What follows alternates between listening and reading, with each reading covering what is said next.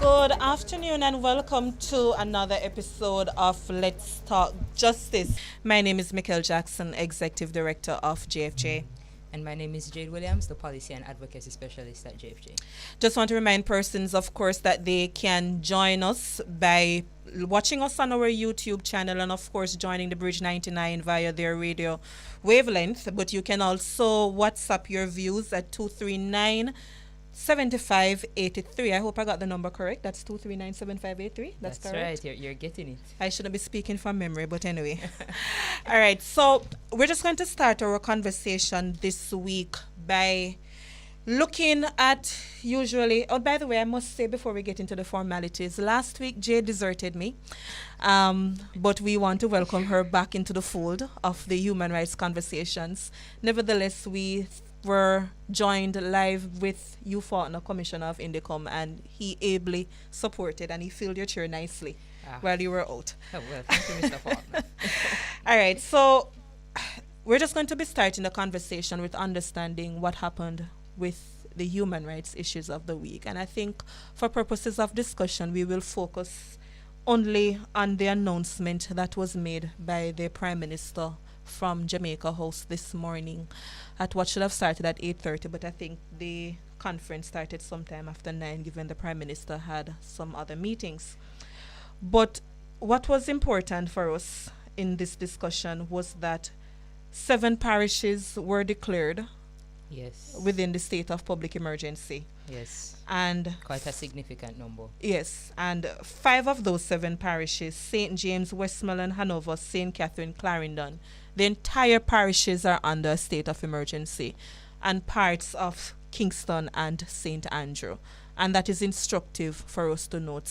5 of 7 parishes are fully under a state of public emergency.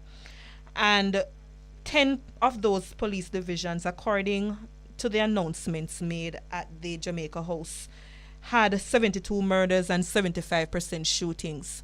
And the Commissioner, Anthony Anderson, went on to note that as of November 13, we had 1,360 murders in the country, which represented 6.8% compared to last year of this time. And I think we should remind ourselves that last year overall, the murder rate in the country stood at 1,463. So we're seeing that we're not on the right trajectory at all. Now, there are some other things that we noted through the announcement this morning, Jade and listeners. One, the Commissioner said that 71% of the 1,360 murders came from gang-related crimes, and 16% came from interpersonal violence. Yes. So I think there are clear justification for us to certainly improve our crime fighting. But I want to be very clear to the listeners that JFJ stands in opposition of the state of public emergency being utilized as a crime fighting measure. We absolutely oppose it in the manner in which it is being utilized. No, that is not to say that SOEs aren't constitutionally provided for. It is. It is under Section 20, I believe, of the Constitution. Yes, it is Section. However, it is not for routine crime fighting Yes, there measure are specific parameters to be the used. Constitution. Yes? Yes. And of further note and concern is that we have several communities still that run adjacent to Zozos operating in these parishes. For example, when you look at Kingston, I think you still have Zozos in Westmoreland, if I'm not mistaken. But the question one asks, what is the success and the human rights issues that we see coming out of state of emergency? I have to wrap up in a minute. But I think these things we have to look out for. I remember John Clark, our board member, he spoke on behalf of the organization, and he noted that fingerprints, photographs, and so on that were collected by persons under the SOEs, we don't know what became of it. Mm-hmm. Were they destroyed? How will the police be able to utilize your data? Which is something that we hope that they would say in the regulations, how this data is used. But that's a bigger issue. Apparently they have not learned their lesson, and we think much more is needed from the government if you're putting forward these things. So we're urging the government, put forward a regulation so persons can ensure that it adheres to your constitutional rights, especially where one half of the island is under a SOE at this moment, and we reiterate our call for body cameras. I can go much more, but Yes. in the interest of time, I will turn over to Jade. Absolutely, and as much as I would love to hear some more, because I wish we could change the topic of the show, because this came this morning, I would have hoped that we would have heard about it sooner. But we go straight into our right of the day, which is today focused on child rights, in line with our topic for the day. And today's right of the day states that every child has the right to parental protection, safety, and care. And this is applicable whether this is your biological parent, meaning this parent is involved in your creation, or they are your adopted parent, or even foster parent. So a child, whether under any of these circumstances, is entitled to parental protection, safety, and care. And we go straight into our trivia. You can respond to our trivia question by sending a WhatsApp message to 876-239-7583, or you can comment on our Instagram. And the trivia for today is, which international treaty guided the development of the Child Care and Protection Act of 2004 in Jamaica? So respond to that and you can win $2,000 credit from your network of choice. I'm sorry, $1,000 credit. My producer is letting me know I erred there. $1,000 You're getting people excited, yeah? Yes. And I don't think we had any winners from last week, did we? No, and that's unfortunate. I think the producer, our communications officer, Karen, too bright. Too sharp. Too complicated questions for our audience. So JFJ staff, we need to check ourselves a little bit whether or not we're asking people these academic exercises rather than real trivias. But while we're on the state of emergency, one of the things that came up in that conversation was around youth involvement in gangs. And I think it segues nicely into our topic this week, that we'll be looking at diversion, restorative justice, and how we prevent our youngsters from going down the wrong path, so to speak. Absolutely. And we're going to be joined later on by Mr. Warren Thompson and Senator Gabriella Morris. Now, we note that November 1st of this year, Police Commissioner Major General Anthony Anderson, who was speaking at a digital press conference, indicated that 875 of the major crimes which were committed in Jamaica from 2019 to 2022 were carried out by children, mostly between the ages 15 and 17 years. When we examine children as the perpetrators of major crimes, some concerns begin to emerge. By definition, a child is a person below the age of 18 years, but bear in mind that most of the perpetrators in this category are between 15 and 17 years old. Let's examine the 4-year period, 2019 to present. Children have been charged with 875 major crimes in Jamaica. There have been 79 murder charges, 66 for shooting. A total of 175 children have been charged for rape over the period. There have been 256 charges for breaches of the Firearm Act, 175 for break-ins, 89 cases of robbery, and 65 for aggravated assault. Mr. Anderson stressed that more collaboration is needed between the police and other state agencies to curb the crime problem.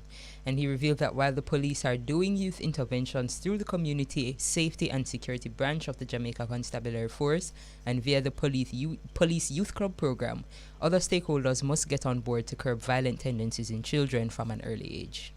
Now, the matter of parental involvement in crime has certainly come up, with the National Parenting Commission also indicating that 92% of parents were not able to effectively communicate with their children, and others have been calling for greater psychosocial support and skills-based interventions to deal with youth involvement. And we heard the Prime Minister, Andrew Holness, speaking on November 4th at the Edward Siaga lecture regarding this matter.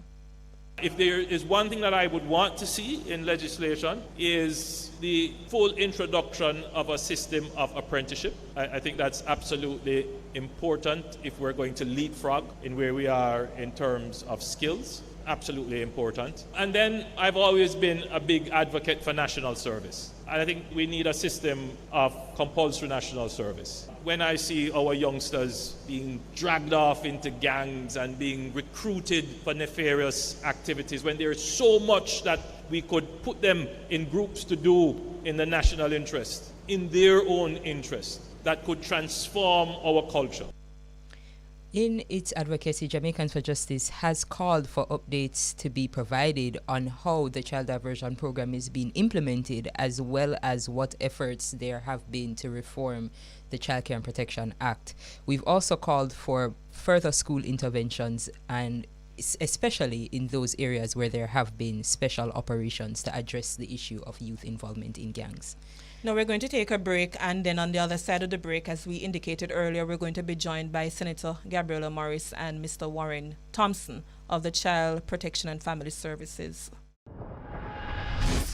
We have joining us to discuss the matter of youth and preventing them from going down the wrong path of criminality. Mr. Warren Thompson of the Child Protection and Family Service Agency, as well as Senator Gabriel Morris, who is the opposition spokesperson on youth. Good afternoon, lady and gentlemen. Good afternoon. Good afternoon, Michael. Good to see you again. I'm joined by Jade Williams, our policy and advocacy specialist. Thanks to you both. Oh, hi, Jade. Hello. Let me start with you, Mr. Thompson. What is the role of the CPFSA when you talk about helping our youngsters from going down this path when we look at the offences outlined by the police commissioner recently? Right, so the main mandate of the Child Protection and Family Services Agency is to respond when a child is in need of care and protection. So, of course, you know, we work with children who are abandoned or children who are victims of abuse, or those who require state intervention to ensure that they are provided with care and protection. Now, you know, children enter the justice system for various reasons. And certainly those, many enter because they're in conflict with the law. Now, at the CPFSA, we get a lot of reports for children with behavioral problems. In fact, you know, in previous years, we would get the majority of our reports would be for children who are being neglected. But we have seen that being surpassed by children being reported for having behavioral problems. And we believe that the behavioral problems are connected to the situation that we have with crime in Jamaica. And we have tried a number of interventions.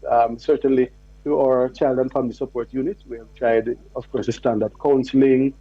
We have had behavior modification programs. In fact, we're currently trying to pilot a particular kind of behavior modification program that we hope to replicate, certainly within the among the children in care population.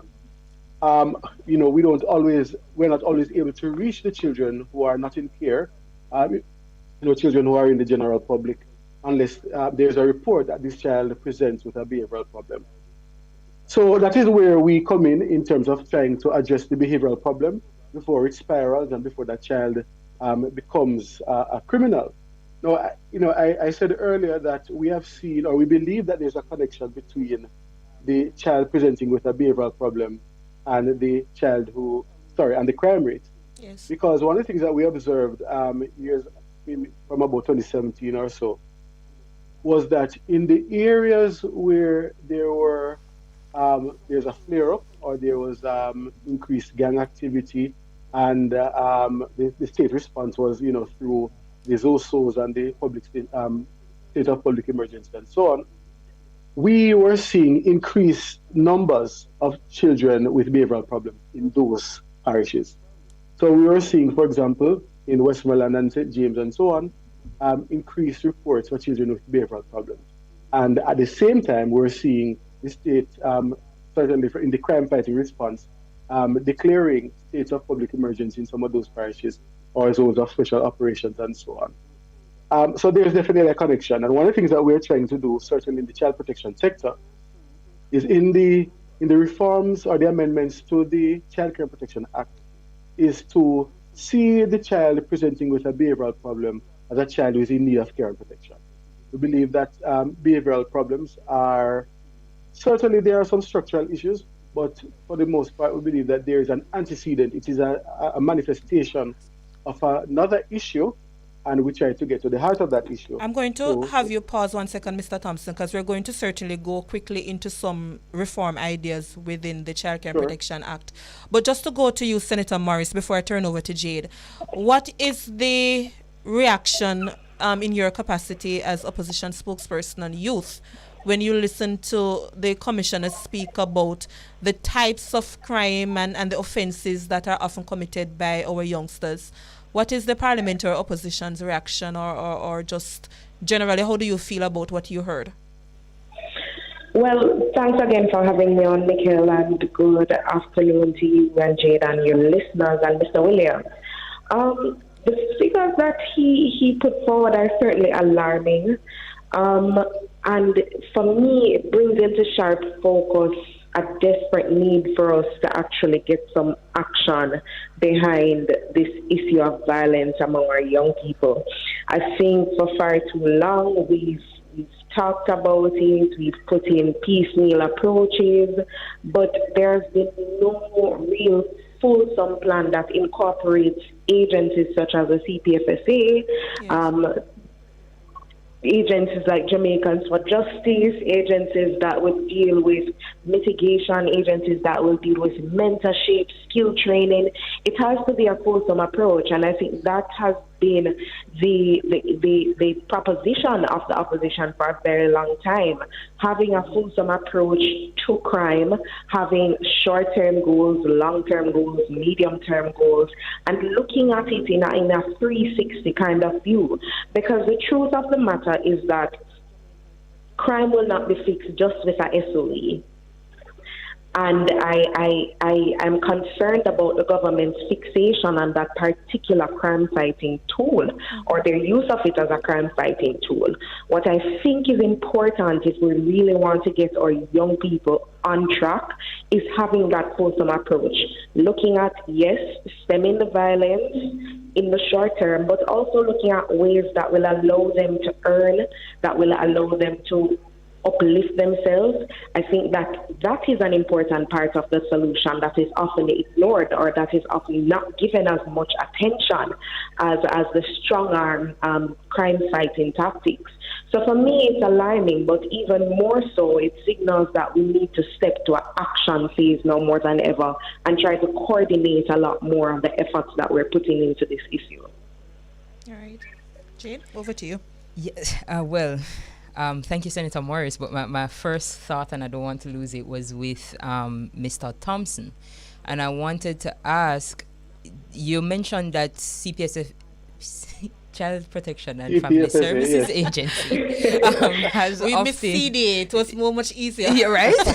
Yes, they have often, you've implemented some of these interventions already. So I guess my real question is, what have you observed is the effectiveness of the interventions that currently exist in these, you mentioned two scenarios. You mentioned children who are presenting with behavioral problems but have not yet risen to criminality versus those who have risen to criminality. So I'd want you to answer twofold. In terms of diverting them from the criminal activity, do the current interventions work? And when you intervene after the criminal activity, do the current interventions work? What is the effect? Right. So we don't necessarily intervene after the criminal activity. Okay. So, that's when it goes over to, child diversion and the probations, that kind of response. Mm-hmm. But we have seen significant success, certainly, because we call it our child and family support unit. They serve a gatekeeping function, and the function is to prevent the children from going before the court, both for, if there's a behavioral issue that can become a criminal problem later on, as well as to prevent them from being taken before the court for being in need of care and protection. So we try to address the needs of the family and prepare the family to be better able to provide care, to protect, but certainly to ensure that the children are in a structured environment that limits or mitigates their engagement in criminal activity. I'm not able to say at this point in terms of empirical evidence how successful we have been, but I can definitely say that that gatekeeping it's very impactful. It has been working, but we have seen the need for more intense behavior modification programs. So we have had, for example, behavior modification camps. and those kinds of things. But one of the things that we are doing at the moment is piloting a behavior modification program that we got a consultant to come on to design a program for us, and we are piloting it.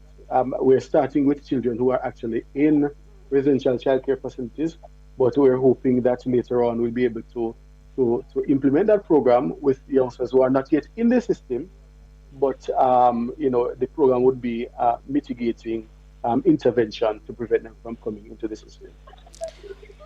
Just as a follow-up question, Mr. Thompson, based on the behavioral modification program, and I will soon segue to Senator, because I listened to a proposal that was outlined by Senator Damian Crawford as well, that spoke to risk factors at the family, community, and the individual level for youngsters. And I'm surmising that perhaps it's similar to the behavioral modification program that you have outlined.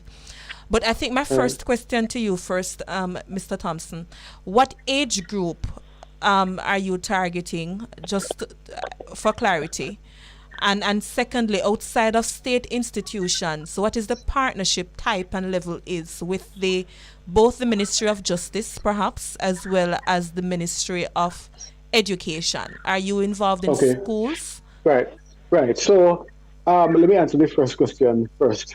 The current program, the pilot is targeting teenagers. So we're working in facilities that provide care for children, 12 years old and up. So that's where we have started. It doesn't mean that we will not, work with children younger in the future. No, that is for the pilot that we're doing. But in general, our behavior modification program, we work with children. Any person under 18, all children. Yes. And our interventions may include doing things like play therapy for the younger children, or using play to get the child to examine their own behaviors and the motivating factors for those kind of behaviors. But I want to say, though, that we have within the sector the National Plan of Action for an Integrated Response to Children and Violence. And that program, which is a multi-sectoral plan of action, is a part of the Global Pathfinders Initiative, the End Violence Campaign. And the aim, of course, is to reduce incidents of violence against children. But Mr. Thompson, sorry to cut your thought. We're just going to take the break, and I'm going to ask both you and Senator just to hold with us for a few more minutes after. We're going to take the break and follow up with you. Thank you. Right. We are joined by Senator Gabriella Morris and Mr. Warren Thompson of the Child Protection and Family Services Agency. We were just speaking with Mr. Thompson before the break about the multi-sectoral response under the National Plan of Action. Can you just finish that thought for us, please, Mr. Thompson? So I was just saying that while the main aim of the plan is to reduce violence against children, it addresses a number of areas of social life, basically attempting to strengthen institutions, strengthen various kinds of structures to prevent children from also becoming perpetrators of crime. And we're very much aware that a lot of children who experience violence at the hands of other children, whether through bullying or other more serious kinds of offenses. We in terms of working with the Ministry of Justice, you'll be aware of the Child Diversion Act and the Child Diversion Committees in various parishes. And the aim of the committees, or the aim of the program, is to divert children who are in conflict with the law from the penal system. So where a child commits a particular kind of offense, then that child is taken through a kind of program to rehabilitate in a sense, but to basically change the behavior. Now, the CPFSA sits on the Child Diversion Committee in every parish, because very often a child who is in conflict with the law is also a child in need of care and protection. And there are particular kinds of services, including therapy and other kinds of psycho-emotional interventions that we would do from the CPFSA, or would provide from the CPFSA for some of those children who have committed diversion offenses.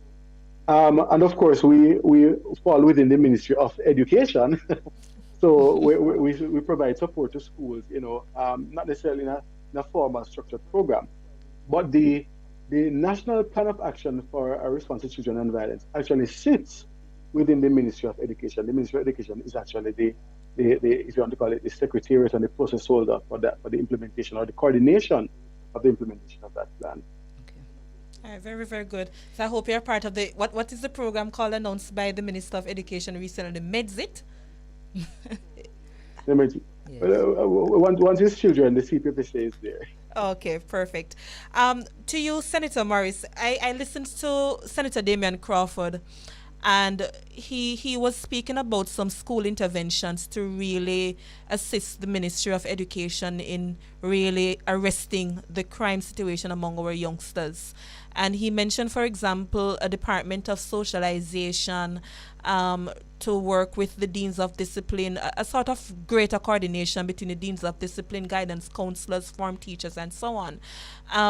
Do you have any thought about it? I know it's his portfolio, but in your capacity as spokesperson on youth, do you have any thought about how we can really address the situation of our youngsters and school violence in particular? Well, similarly to the discussion that would have come out of the press conference yesterday, I would have been on a few weeks back with Mr. Bruce Golding talking about the same issue.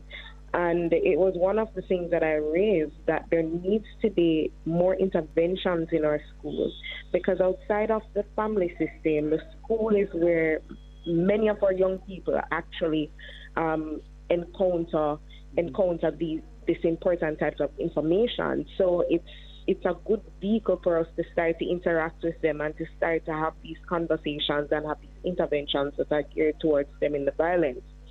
What I would like to add, though, in relation to what Mr. Thompson would have mentioned earlier about the interventions and the empirical evidence, I'd want to put it to you, Mr. Thompson, that we probably need to look at doing a little bit more of that, collecting the empirical evidence, data-driven, because that is one of the things that has been lacking in our interventions, our social interventions over the years.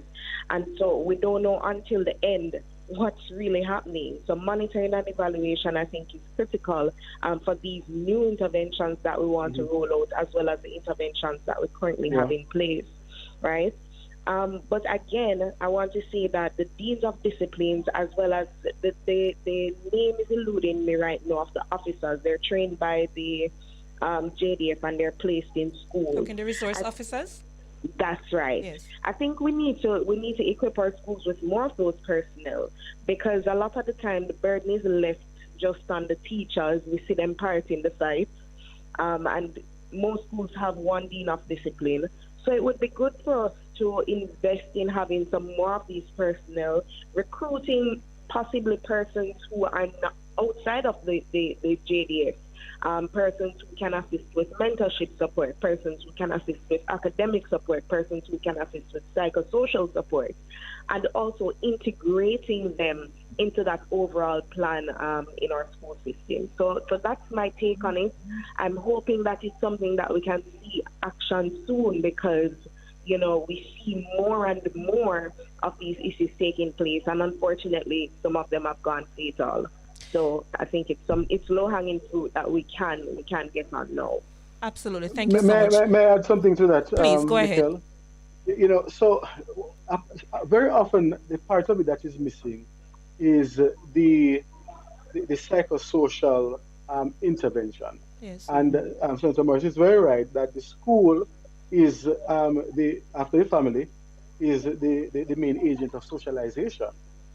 But very often the school itself, maybe because of the type of children that attend, and the types of teachers and the types of systems that we put in place, the school itself has a very kind of penal kind of environment that causes children to want to respond in particular kinds of ways. I remember some years ago the Ministry of Education, right? The Ministry of Education, with support from UNICEF, was trying to implement the school-wide positive behavior intervention and support program. I'm not sure, what the outcome of that was, but I thought it was a very unique and innovative approach to take a all of school, all of community approach to basically re-socializing the children. Yes. One, to Indeed. say, yes, there are particular kinds of behaviors that are expected of me.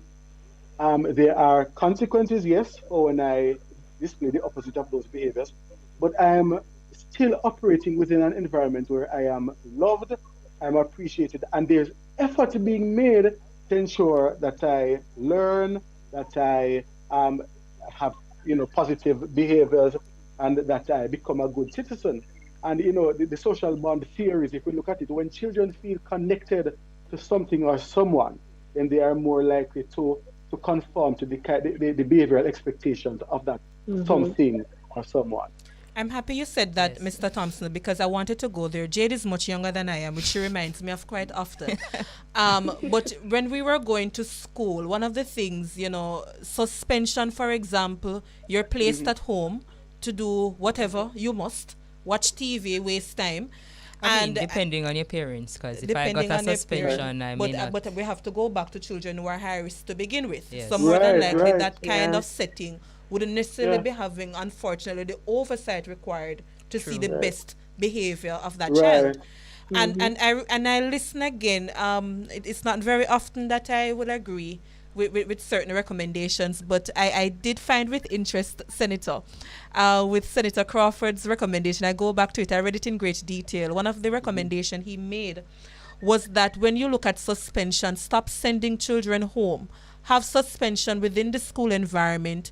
Give them I what agree. Westwood used to do to us to clean toilets and all of these things, so they can, be incentivized. But also, it's not just cleaning toilets and all of these type of tasks, but also putting in measures where you can see real behavioral modification. So I really liked how Mr. Thompson articulated Right. what he said, a more incentive-based approach for good behavior as well. Well, I particularly liked where he spoke about that general loving environment, because I think a part of it too is, and I think he alluded to it as well, is that you feel as though you can lose that care. Yes. And so if you push hard enough, you will lose the care, and therefore you have nothing else to push for after. Yes. Yeah, So I yeah, do think yeah. that sense of security is necessary to engender the kind of change we're asking for. And before I ask Jay to lead with Mr. Thompson on the Child Care and Protection Act, Senator, my last question to you is, when you look at mandatory minimums and the lack of rehabilitation, or not effective rehabilitation, when you look at the current system that we have in the country, my concern is that the justice system right now, unfortunately, is also making criminals of our youngsters, especially first time offenders. I'm not sure where your thought is when you look at the Firearms Act and all of these things passing through Parliament around how our youngsters are catered for and whether or not the measures are sufficient to prevent them from going down the wrong path. I think that how we're dealing with our young people, it's marginalizing them twice. I think that they operate in a system that in many ways has failed them. And as you said, there are little to no remedies for them when they fall into these types of situations. And so for me, I think there needs to be a greater emphasis on rehabilitation and not just having punitive measures, because the truth is that many of these young people have been socialized in this way. They don't have the parental guidance. They don't have the support to steer them away.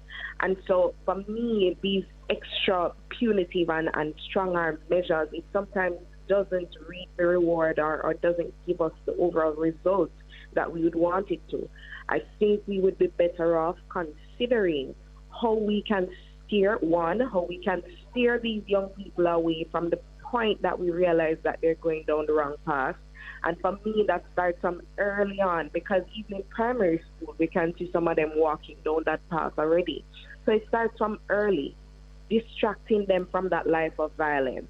And then further on, once we see that they're at that point, there needs to be interventions that are not just geared at, making a victim out of them again, but are also geared at giving them an opportunity to live a life away from that crime, giving them an opportunity to see life outside of that world, giving them an opportunity to make something better of themselves. And there are people that might say, oh, no, we need to punish them, they're criminals. I don't share that view. I think there are many of our young people who would do well with some guidance, who would do well with some support, and who are capable of being rehabilitated. We just have to have the correct systems in place to have that done for them and give them a chance to take another path. So I think that needs to be something that we look at critically. Yes, it's important for us to have strong laws, but do we do so at the expense of young people who have not been given a chance, who don't have that support, and who have been socialized improperly from the beginning? As a society, I think we have to start to take a greater look at that. All right. Thank you so much, Senator. That that was a very insightful insightful phraseology that you used there. But I go back to Mr. Thompson. You earlier mentioned some ways that you would have seen reform necessary in the Child Care and Protection Act. I know we have several that we're hoping to put in extensive detail in writing. But one of the ones that we've spoken about extensively is, of course, the power of the parent or guardian to bring the child before the court. Right. And when we look at that provision and how we have seen it applied at JFJ, again, we aren't speaking with quantitative data, but our qualitative data. Almost all of the parents that would have come in, the results, the act provides for, I'm sure the act provides for several different ways, child, yes. right, several different ways in which to deal with a child once they've been reported in this manner. But what we've seen is the child being brought before the court and then being placed in remand, after which there is some difficulty to have the child released. There's even a difficulty to bring the child back in front of the court. I know you said once the child falls into that realm, that's not really CPSFA's jurisdiction. So again, I ask, what can be done to improve the way we deal with these children, especially if we are channeling them towards that and not towards child diversion? Well, I hope I'm not letting the cat out of the bag or anything like that at this point. But the intention is to completely repeal Section 24, which is with the uncontrolled child, and include within Section 8, the child in need of care and protection, the child who is exhibiting behavioral problems, which would mean that for us at the CPPC, we will now have to be giving some serious thought to the kinds of support and intervention that we provide for those children. Because so all the children that would have formerly been remanded, because they're uncontrollable and so on, those won't be sent over to corrections anymore. They'll be sent over to us at the CPFSA, because it's going to now be a care and protection issue. So we really have to know, because we know that is the intention. We're really thinking about what our programming will look like for that particular subset of children. All right, that's all the time we have for today. Thank you so much, Senator Gabriela Morris, and thanks to you so much, Mr. Warren Thompson. We appreciate the views that was shared. We were up on a break at 1:45, so we're just going to take the break now. Again, we appreciate you joining us this week. Have a good day. Welcome back to Let's Start Justice. We're discussing the matter of youth involvement in crime, our youngsters as perpetrators. But one of the conversations that we had, and Jay touched on it with Mr. Thompson, with the discussion around uncontrollable children, among others, the lack of reform or effective rehabilitation from the government, mandatory minimums.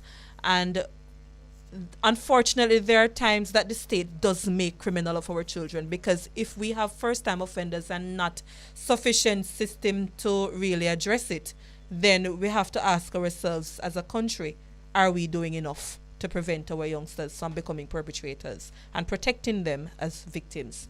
I think we have a caller. Good afternoon, Hello? Mr. Edwards. Yeah, good afternoon. Welcome to Let's Start Justice. It's a pleasure. Go ahead. Thanks. We're read the topic based on what the Commissioner of Police said Yes. about the police doing work in the inner city where the social development and intervention about their youth clubs, their police youth clubs. Yes. I think he made a blunder because I work in 2 inner city communities. And we can call it by the consequence. West Kingston and a whole and Central Kingston. Right? And I've been there for and parts of those are currently under Zozo now, if I'm not mistaken. Definitely. Yes. And the social development, the social intervention. I've been there working youth over 2 years now, and I've never come across a social intervention. Right now, I can say that the 2 communities are constituencies does not have a police youth club in any of its communities. Right? Only person I know that is Larissa, that in Hannahtown, that actually tries to keep the police youth club with no help from the police whatsoever. I can even speak to last night. I drive up. I'm from West Kingston. I drive up my car, and there's we call it a ratty jeep full with like 6-7 soldiers. And I'm coming from work, and my work closed. Park my car, I come out of my car, I jump down. Who you? Give me the gun, not take care. I'm like, what you talking about? They don't know me. This happened to you last night, you're saying? Last night. Right? And this morning, get up gunfires in Denham Town. I can attest to a lot of things. Right? I remember coming from work, jacket and tie, and a soldier called me and tell me, say, no, I'm from Bull Bay, I'm a gunman, and search me. Right? And I'm saying that I remember even talking to some youth from Central, having a conversation, just having a meeting, talking to them. Right? And the soldiers, them come, and I think they move up one of them and say, no, sir, and I say, no, for talk to one of them. Man, turn and say, who you?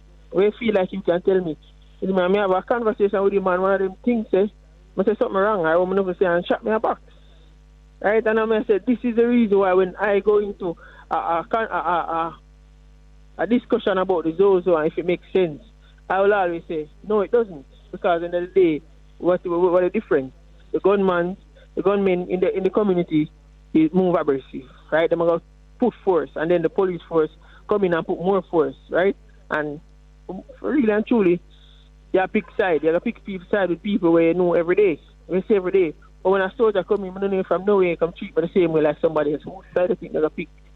But I'm not going to say, all right, then, them are soldier, them are against the law, them are enforce the law, anything like that. But they're going to see somebody who I grew up with from small, or there's something wrong. Even if I say it wrong, I say them are protect we. Because what them think in the inner city, what them think the gunman are protect them from the soldiers. Right? And I think it weird. Okay. Right? And that's like the weirdest thing. Hence why they will not come out and say somebody did something wrong and say, let them see it as informing. Right? Because they're not going to say, all right, then, they might do something wrong against the law. They might think that these gunmen are protecting us from the soldiers because of how them behave, and the police because of how them behave in the inner city. When them come in and how them talk, how them behave, there's no professionalism. Yeah, right? we have to go now, but I want to thank you so much for calling, and I hope you can continue the dialogue with us, because you have the producer's contact and he has yours, I believe. So we will continue the conversation if you don't mind. The time is upon us. But, there are a couple of things that he said there that we have to mull over a little bit. And certainly we are not condoning or asking citizens to condone any criminality whatsoever. No, but these are the realities that people are faced with, and it really speaks to the importance of the community safety and security branch of the JSAF to really do more community policing, engagement, and build that kind of trust, remove the trust deficit. Because, Jade, we can't forget that West Kingston in particular, they have a history of police abuse that is different from the Western Jamaica that perhaps would have been calling for the state of emergency and so on. So we have to be looking at history when we're having absolutely. these discussions. And community dynamics have to be taken into account when we are. I mean, and it goes back to our major point when we talk about SOEs and ZOZOs. I don't really want to get too off our main topic, but this is something that we spoke about this morning as well. Is that we cannot condone the broad brush use of these measures, and this colloquially, of course, because of course we don't have any data on this, but just Mr. Edwards' this statement just now has highlighted some of the issues that can arise when we use a broad brush approach like this in certain communities. Jade, what is disappointing for me, and I took a snippet of the Child Diversion Act. I don't remember the section, but when we were having the conversation with Mr. Thompson earlier, and he responded beautifully, I believed. But there was a section in the Child Diversion Act which says conduct research, studies, evaluation, and so on around how effective the child diversion program is to be informed. And what is disappointing for me is ZOZOs were declared in Denham Town, for example, from 2018. SOEs, we were promised by legislation social interventions.